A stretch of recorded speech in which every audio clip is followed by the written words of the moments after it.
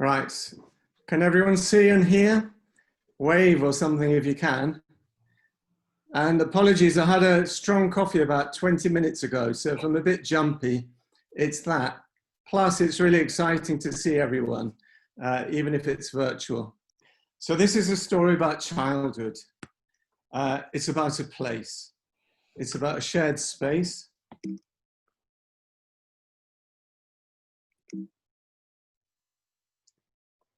This space, this is a map I did of Simonstown way back when in the early 60s.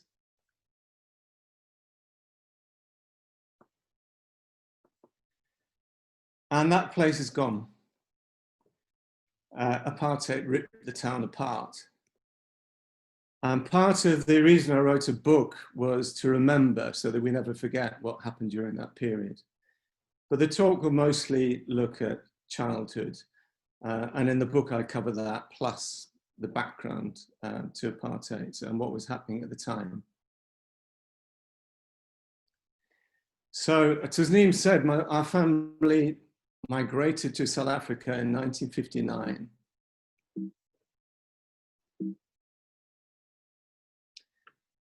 And for us, it was a new beginning. The journey took, I had to look this up, 12 days. It was 6,000 miles, and it was anything up to 670 passengers on board. But my brother, Paul, and Claire remember the passage. That's me in the picture down at the bottom. I was 2, so I have absolutely no memory of that passage in the journey. None of the rituals on board. I don't remember seeing England disappear from view. What I do remember is when we arrived in England. But we were migrants like many others, millions of others who left England at the time. And the rat there is a reference to Winston Churchill. So many people left at the time. He likened us to rats deserting a sinking ship. So that's us rats there. And Africa shaped my childhood. And what I aim to do in the book and touch on this evening really is to look at, from a child's eye point of view, what life was like then in Simonstown. The Group Areas Act, which separated races in inverted commas, was pushing through much of South Africa, Cape Town, but it hadn't reached us yet in Simonstown. And that's something I only realized really in retrospect with the benefit of hindsight. So that was the space we inhabited as kids, Simonstown, although this is a more recent photo. So we lived in the rectory, which was on the side of the mountain, looking over the sea. We could see the whales come in twice a year. And in the rectory, that's us singing Grace. Every evening, 6 o'clock or thereabouts, we sang that song. That's us 5 kids around the table. And there were 5 kids of us, which was a handful for my mum. So I reference in the book Granny Matthews, who came to help the family. And we had cousins in Cape Town, but no other immediate family. And she became an important part of the family, Granny Matthews. She was there every day. She cooked, she helped out.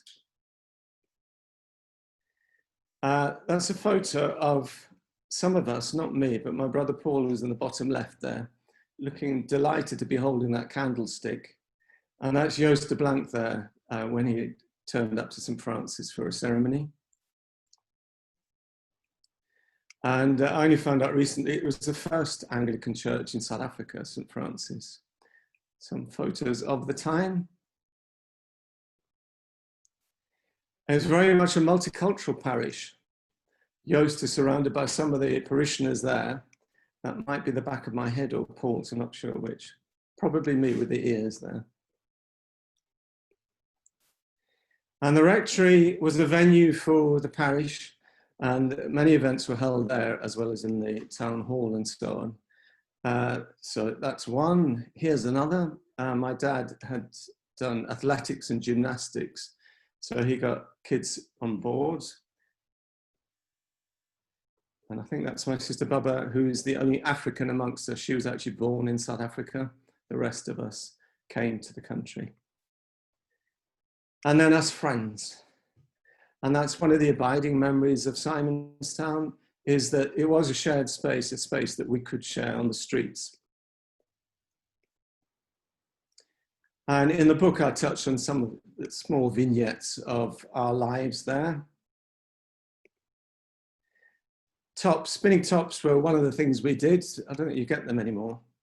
Dangerous, someone lost an eye actually from a top, but that was one of the things we'd do on the street. That's actually not in Simonstown. That's a photo I nicked from my dad, from his collection. And local kids would build go-karts from pram wheels and such like. And it was steep on the streets around our area, so it wasn't as safe as it might look. One suggestion was actually to go from one side of the hill to the other when a car or truck was passing, but luckily we didn't do that one. That's Stars Sweets on the left and Simba Chips.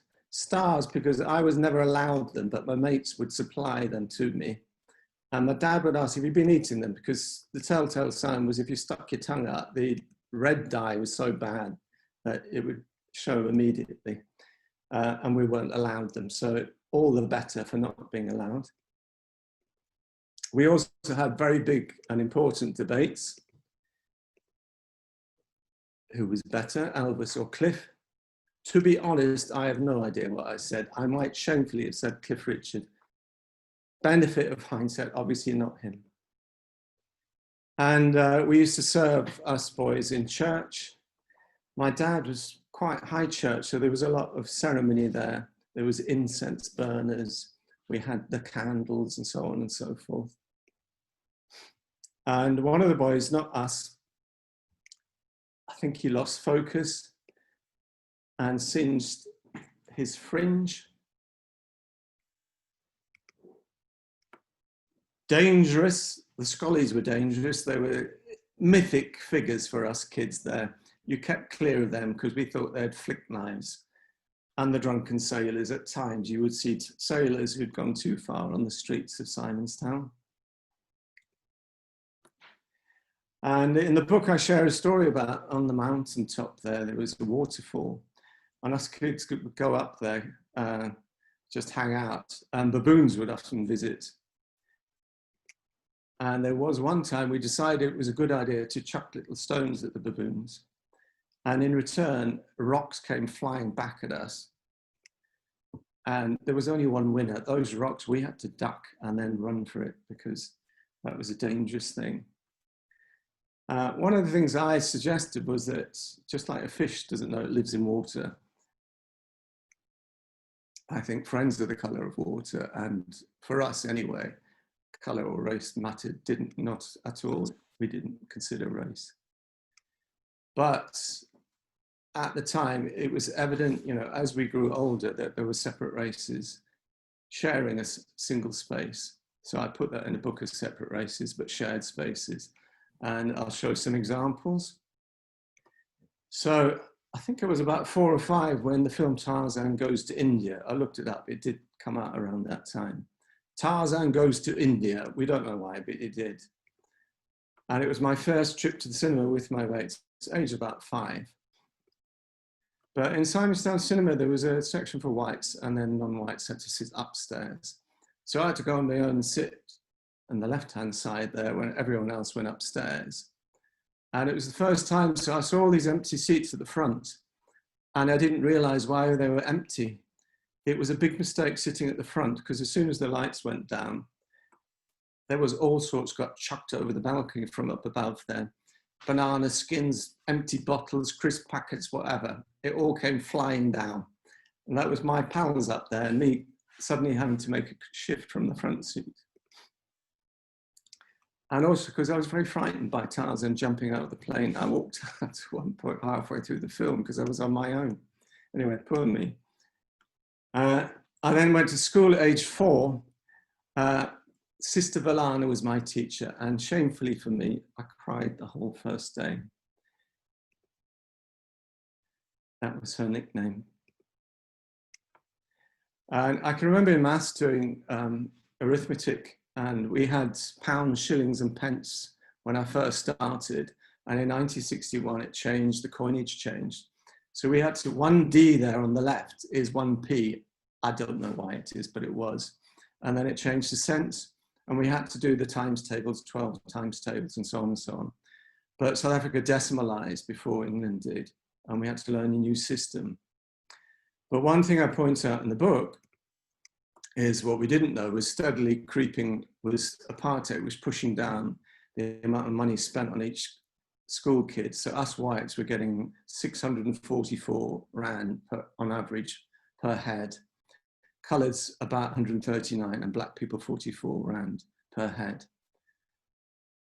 Not something we knew at the time. And many friends in Simonstown. One group we befriended was the Ajahn family. One of the boys would cycle up the hill to the rectory with samosas in the front basket, hot samosas. And we loved the samosas, except not very good with the spices. So every week they'd come up and we'd have a samosa there. And gradually over time, there was a friendship developed. That's the portrait of my sister Rachel there and her friends. And one of the stories was of going to swim at the seaside.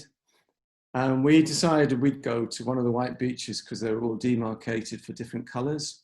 And there were white beaches and non-white beaches.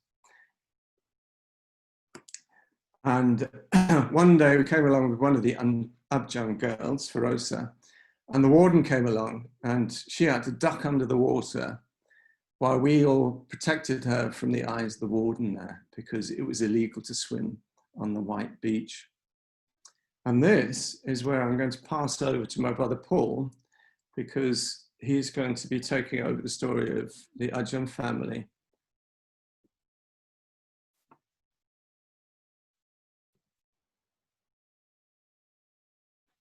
And over to Paul Winter.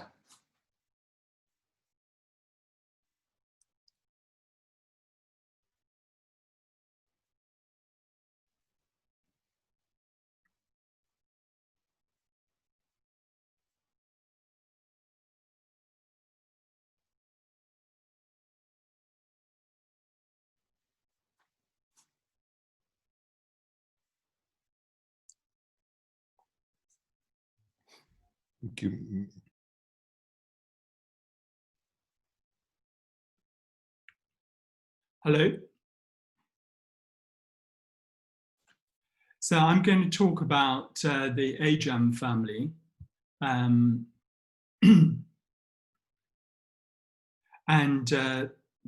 they were a key group that we had contact with.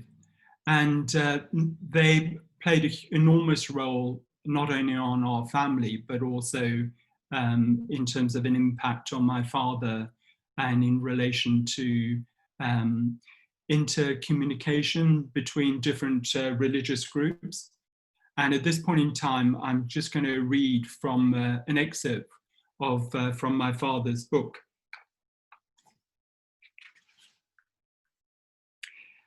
And this relates to the first contact that our family had with Mr. Ajahn within about 2 months of us arriving. So this is in 1959. This is an excerpt from my father's book, Just People. It says he was sitting quietly on a stool in a corner.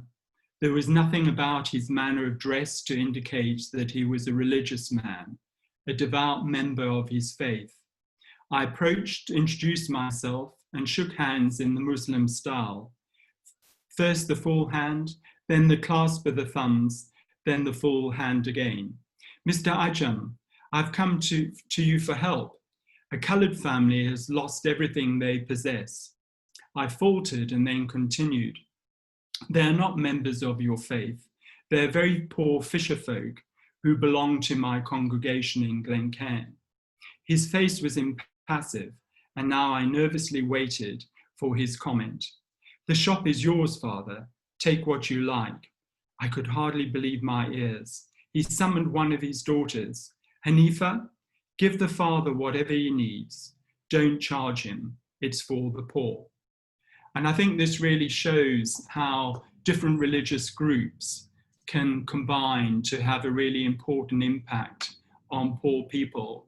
And this was true not only in 1959, but I think also very key now. The second story I want to talk about relates to one of my best friends when I was in Simonstown, Daryl Felix, who's on the left-hand side of this picture. This is us going swimming in a pond in Elgin. And it speaks to how in this, despite the fact that apartheid was starting to have its impact, this really didn't matter. And Daryl was one of my best friends, regardless of colour, creed and the like. Unfortunately, one of the impacts on us having contact with non-white people was that some of the other white people in the community didn't like that. And there was a period of time when I was coming back from school where I was bullied by some white boys that lived near to us. I mentioned this to Daryl one day, and he said that he would sort them out. The approach that he took was a bit like the approach that Marlon Brando took in The Godfather, which was in a physical way. He made them an offer that they couldn't refuse. And luckily, and thanks to Daryl, I wasn't bullied again by these individuals. The final bit that I want to share with you is something that really had a huge impact on me when I was there and had a formative impact on my view of apartheid and the racial consequences of that. Our family had been out for an outing in the Cape area, and on the way back, near to the Spotty Dog, which was a small building that looked like a dog, we came across an accident. A young black girl, in crossing the road, had been knocked over and was bleeding profusely. If you recall the time, this was before mobile phones, and people were having difficulty making contact with the emergency services. Well, eventually, an ambulance did turn up, but it was for whites only, and refused to take her. My father was really concerned for her safety and picked her up and asked me to sit next to her in the back of the car. I must have been about 11 at the time, and on the journey to Groote Hospital, I realized that in any other circumstances, this could be me. Unfortunately, by the time we arrived at the hospital, she was dead. And on reflection, I realized that, you know, in other circumstances, this could have been me, and it had a lifelong impact on me in terms of my view of apartheid and what was wrong with it. My final point that I want to make is memory is quite a strange thing. When we're young, we mostly rely on photographic memory up until about the age of 6. But then after that, emotion and other aspects of our brain kick in, and that's how we remember it. 3 years ago, I went back to South Africa and I made contact with a number of people, and I drove past the Spotty Dog, and this incident came back to me and had such a vivid impact on me that I had to stop the car I was driving in and pull over. I was shaking so much. So this was a tragic incident that had happened that had a huge informative impact on me. And yet I'd sublimated because it had such a powerful impact, but had a lasting one. So initially it was a negative incident, but had a positive outcome in terms of my approach on life. So welcome back, everybody. So now this is the Q&A session of the Q&A section of this session. And I want to know if there are any questions that anybody has that they would like to pose to Paul, Mark. If you do have a question, it would be helpful if you can unmute yourself, and then you can go ahead. Sometimes Zoom is a little bit intimidating to people to ask questions, and if you are intimidated, you can just type it in the chat for us and then we will pose it to Paul and Mark. But yeah. Anybody? Okay. This is Rob Adams speaking. I raised my hand I see electronically. Wow. I'm kind of doing this medium all day and every day, and it's part of the way we do things these days. I mean, Paul and Mark, I mean, Paul I've seen over the last few years a couple of times, and you know, we've re-established our friendship, which was, I guess, broken by Paul's father having been expelled from South Africa during the 1970s. And then we re-established that friendship later. Mark I also knew, but I haven't had any contact with him in the last God knows how many decades. But it was, guys, it was a really great rendition of a special family story. And I'm waiting for chapter 2, which would be your Namibian experience. I'm hoping that you'll be back with us to do that at a later occasion.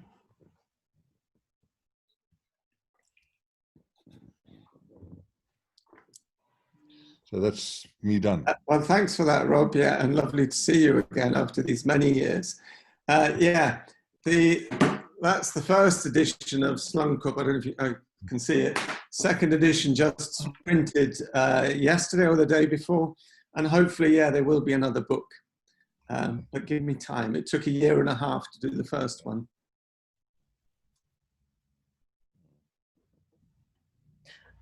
So I have some questions for you guys, if that's okay. If I can just be a bit voorbarig and ask you some questions.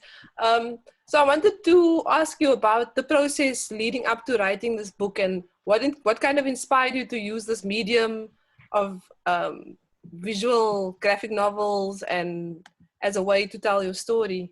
Maybe if you can just tell us a little bit about that process of writing this book and how you got to the point where you decided that this is going to be the medium that you want to tell your story through, I guess. Okay, yeah. I was ill. I was diagnosed with late-stage cancer. Finding a way of communicating with my family and friends about it. And I turned to cartoons because a lot of things were not being said by me or by others to protect each other. And from that, a friend of mine, Estelle, said, Mark, you've got to do the same for your story about South Africa. And I'm now retired and I ran out of excuses is the long and the short of it. And as I thought, oh, well, I'll give it a go. And the other side of it is I felt I wanted to do a child's eye view, and this cartoon graphic style of imagery I thought would be really well suited to it. So that's probably the short answer. And I mean, there's a lot of young people who do these, you know, creative types of work. What kind of advice would you give young people today, living in Ocean View, for example, who might be 3 generations? That's a big question. Yeah, that's a really big question, because I wasn't interested just in recording the past. This is very much about the present and the future, and about the kind of future that we want to see. And I would love it if other people would take this up, because the young are the future. And the only advice I'd give is, I don't see myself as an artist, maybe, you know, a minor illustrator now. And I don't think that's the biggest barrier. The barrier is actually just getting started. And that's probably what a lot of people would say. Make a start and you'll find actually something will probably happen. Tasneem, if I could chip in. I think there are various ways in which one can express oneself. The main thing is to do so. Mark took the journey of expressing himself through cartoons and text. There are other ways, such as singing. I happen to sing in a choir, but rap and there are modern ways of projecting yourself, your emotions, as well as being able to comment about the situation, which is equally effective. So find the medium that works for you and be passionate about it. Yeah. The other thing is that, I mean, I'm sure other places also have this difficulty, is that a lot of the elderly people who live through the experience of forced removals, they struggle to communicate that experience to the younger generation as well. So you have a generation of young people who don't necessarily understand the extent of going through the forced removals, what kind of impact it had on them, their lives, etc. So yeah, so I don't know, even for the elderly, what kind of do you have any ideas for how to open up that conversation, an intergenerational conversation? Well, I think I think it's very important and can be very effective where you link young people with elderly people. There are examples now in Europe, for instance, in Germany and other enterprising countries, where they don't rely on this separation of generations. And by actually linking young kids with elderly people, it actually empowers and energizes elderly people and encourages them to reminisce about their past, which is not only healthy from a mental point of view for the elderly people, but also very important in terms of emotional development for the young people as well. Yeah. Chanel, I don't know if you have any other questions for, are there any other questions from anybody else? Anyone? And then I think maybe I don't know if you have any closing statements or thoughts that you might want to make. Mark or Paul? Do you want to go first, Paul? Well, I mean, Africa really touched our hearts. You can see in the background, the photograph, it's a bit sort of travel weary. This is actually a photograph taken on the day that we left Simonstown. And I think I speak for my family that we still feel very emotionally attached to Simonstown and Africa. Robert earlier mentioned about our connection with Namibia. And having just recently traveled back there, it was extraordinary to be able to reconnect with people like Rob and others, Mary, that I hadn't seen for quite some time. And so I think if you've had some important part of your life, if you share that with someone, even with the passage of time, it doesn't take much to reconnect and reestablish that connection with individuals. Yeah, and I think it's so important to remember, we should never forget this period. It's not about nostalgia, it's about, like I said, about the kind of present and the future we'd like to see. And through the connections we've made through doing this with Chanel and yourself, Tasneem, I know there are initiatives, and I'm hoping that in the future we'll be able to get stronger connections there between ourselves outside of South Africa and what's going on in the ground there. You know, because I'd like to see solidarity there between ourselves and you.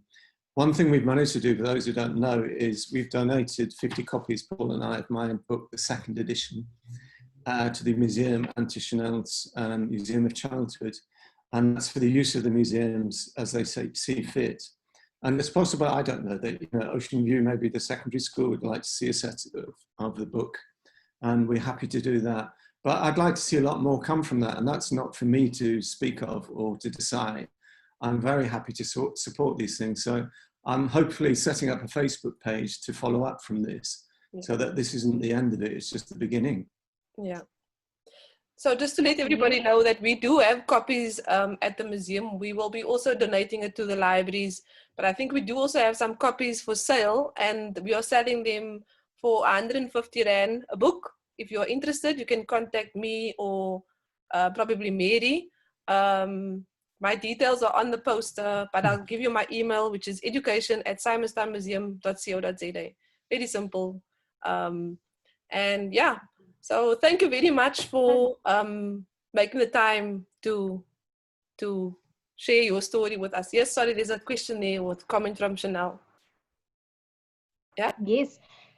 So I did kind of skim through the book, and it's always great when you see a familiar face. And so on page 96, I saw a lovely lady that a lot of us know, Mary Ann Kindo. So I don't know if Paul or Mark, do you maybe want to share what the connection is there with Mary Ann and her family? Yeah, because I see she made a cameo in the book. We'll try and see if I can show it. Well, I mentioned in the book, and I should have said, that Granny Matthews, who looked after us and was effectively our granny, she is Mary and Kindo's grandmother. And there was an important thing in the second edition, actually, I felt, to add to those stories. So I tell the story of the Kindo family, which is an astonishing story, as well as the Cotton family, which is, Paul referenced his friend Darrell Felix, which is their story. There are so many stories that bring people to Simonstown, and I felt it was important that some of those should be seen and read. So Mary, yes, that is the connection, a very powerful and emotional connection for us. Oh, and we see Mary Ann waving there. Yeah. And I should credit my sister Claire, that's her drawing, she's a proper artist. That was her drawing of Granny Matthews. Okay. Chanel, do you want to go ahead and do the closing then and the announcement for the next session, maybe? Sure. So I just want to say thank you so much to Paul and Mark for taking the time to be with us today and to share your story, and just being so generous by sharing copies of your book with the museum, and even your vision to like share it with schools, because I think, you know, these stories need to be documented and they need to be told to the youth and young people, because sometimes we forget about the struggles that people endured, the trauma that people endured for the freedom that we enjoy today. So it's so important for us to hear these stories and really acknowledge the trauma, the pain, the fight. And so those people also know that what they did was not in vain. So we appreciate you sharing your story with us. And we also appreciate everybody coming out today and or this evening and listening to Paul and Mark's story. And thank you for your interest. Thank you for your time. For those of you who are using data, I know the data struggle is real. So thank you so much for sparing some data for this evening's Zoom session. Yeah, and so like Tasneem said, we're hoping to have for this to continue as a video series. So we're going to take a week break just to, you know, get hair and makeup on board and get to the next guest speaker. So our next video series will be on the 14th of October. So we hope that all of you will come out again.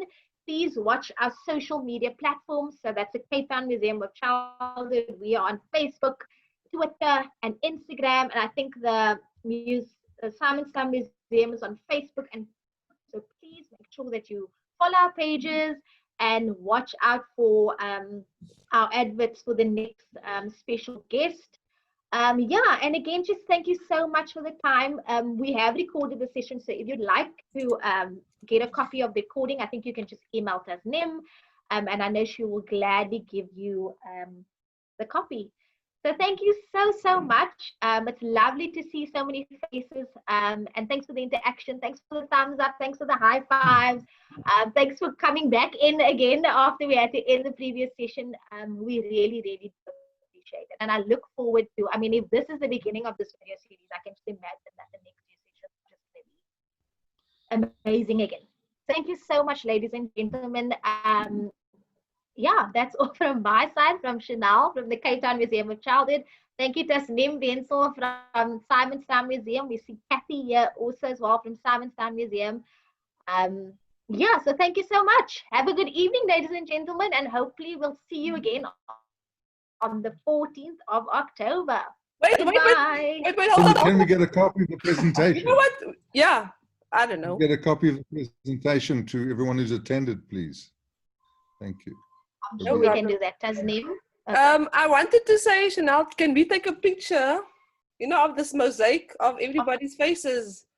It looks pretty cool from my side. Let me see. That's a good idea.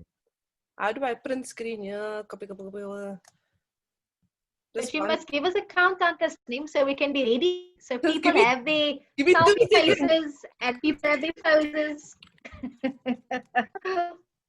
Give me 2 seconds. I'm just Googling how to screenshot on a Mac. Shift Command 3. Okay, got it. Shiv. Okay, and I love how some people who didn't have videos have come out. So I'm glad that you come out. I see the poses already. Great, ladies and gentlemen. Let's do this. Countdown. 5, 4, 3, 2, 1. Thumbs up. Okay, one more. There's a second part. 1, 2, 3, go. Thank you, everybody. Okay, thanks so much, guys. Bye-bye. Bye. Bye.